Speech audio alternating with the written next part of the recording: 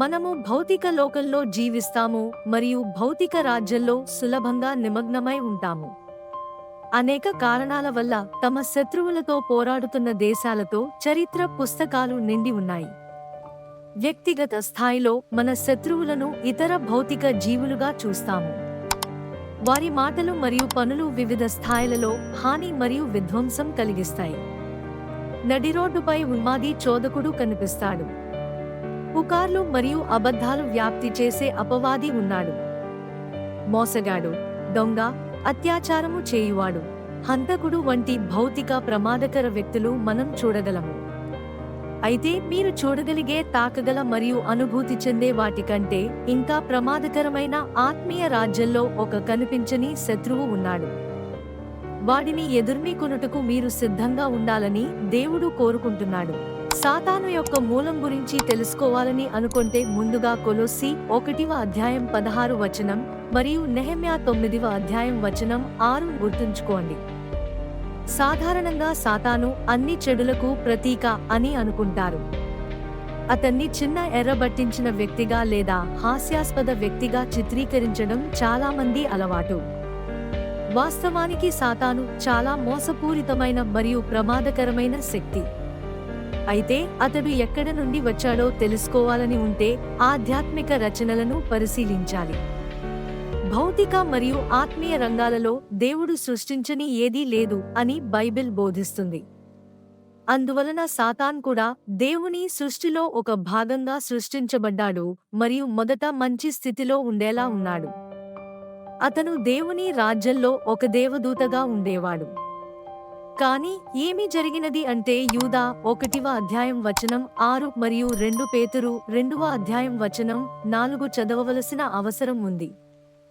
1 Timothy 3:1-7 చెప్పేది ఒక సంఘంలో కాపరి ఎవరు కావలసిందేనో గురించి.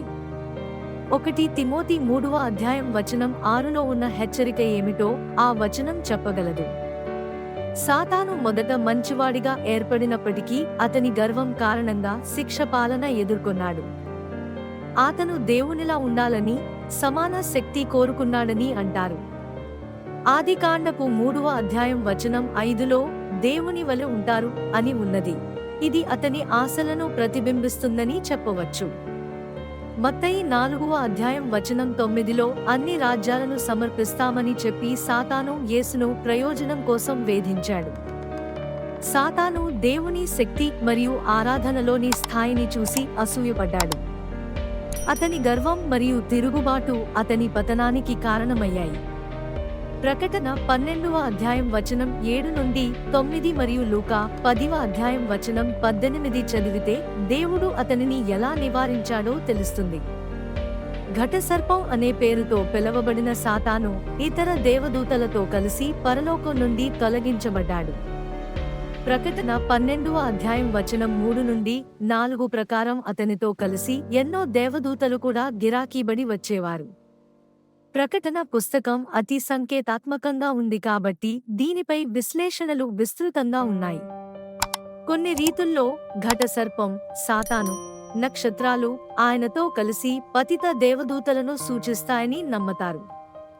ఆ పతిత దేవదూతలను తరచుగా దెయ్యములు అని పిలుస్తారు మరియు వారు చెడు చర్యలు చేస్తారా అని భావిస్తారు. సాతాను పతనం బైబిల్ స్పష్టంగా కాలక్రమం చెప్పదు, కానీ అది సృష్టి తర్వాత ఒక దశలో జరిగింది అనిపిస్తుంది. ఎప్పుడో క్రీపు వచనాలలో యెషయా 14:12-17 మరియు యెహెజ్కేలు 28:12-19 ద్వారా ఈ పతన భాగాలను సంబంధించినట్లు కొంతమంది వ్యాఖ్యాతలు భావిస్తారు. ఇవి కొంతకాలం బాబులోను మరియు తూర్ రాజులకి సంబంధించిన ప్రవచనాల్లా కనిపిస్తాయి, కానీ సాతానుతో సరిపోలిన అంశాలు ఉన్నాయి. లూకా 22:3లో ఇస్కరియోతు యూదాను ప్రభావితం చేసే ముందు సాతాను ఈ సంఘటనలలో పాత్ర పోషించవచ్చని సూచన ఉంది. మొత్తానికి మానవజాతి పాపపు ప్రభావం ఈ భూక్షేత్రంలో వినాశనానికి సాతాన్కు అవకాశాన్ని ఇచ్చింది. ఈ యుగపు దేవుడు గురించి మనం మాట్లాడతాము. క్రింది వాక్యాలలో సాతాను ఎలా వివరించబడాడో పరిశీలిద్దాం. యోహాను 14వ అధ్యాయం వచనం 30 మరియు 16వ అధ్యాయం వచనం 11ను చూడండి. 2 కొరింథీలు 4వ అధ్యాయం వచనం 4 కూడా మర్చిపోకండి. ఎఫెసీయులకు 2వ అధ్యాయం వచనం 2లో సాతాను గురించి మరింత చెప్పబడింది. సాతాను శక్తివంతమైన శత్రువుగా పురుషార్థంగా చూపిస్తారు. అతను లోకాన్ని మరియు విహారులకు ప్రభావం చూపడానికి మకరకంగా పనిచేస్తాడు. సృష్టిలోని మంచి విషయాలను మట్టిపర్చాలని అతని లక్ష్యమని మనం తెలుసుకోవాలి. 1 పేతురు 5వ అధ్యాయం వచనం 8లో అతను ఎలా వర్ణించబడ్డాడో చూడండి. అతను పొలికి చుట్టూ మృంగడానికి ఎదురుచూస్తున్న సమారంధ్రుడ్లా ఉంటాడేమో. 2 తిమోతి 2వ అధ్యాయం వచనం 25 నుండి 26 ప్రకారం దేవునికి వ్యతిరేకంగా ఉండేవారు ఎలా ఉంటారు? యేసుపై విశ్వాసం లేని వారు శత్రువుని ఎదుర్కోలేరు. వారిలో అతను బలవంతుడు, తెలివికారు, ఇతరులను ఆట పట్టించగలడు.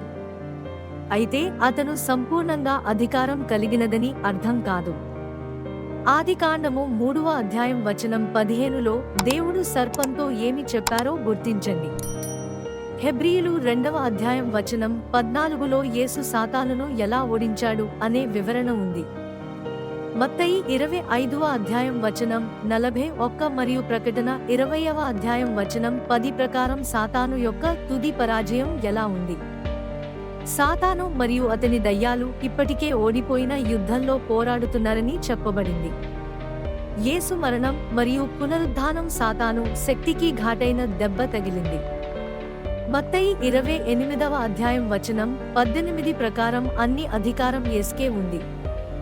మత్తయి 8వ అధ్యాయం వచనం 28 నుండి 32లో యేసు రాకను దయ్యాలు ఎలా స్పందించాయో చదవండి.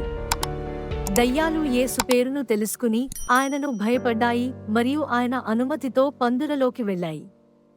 మార్కు 1వ అధ్యాయం వచనం 23 నుండి 27లో సాక్షులు యేసు గురించి ఏమని గమనించారు అనే వచనం ఉంది. యేసుకు పరలోకంలో మరియు భూమిపై అన్ని అధికారాలు ఉన్నది మరియు ఆయనే అఖీర్లో విజయం పొందునవని మనం విశ్వసించాలి.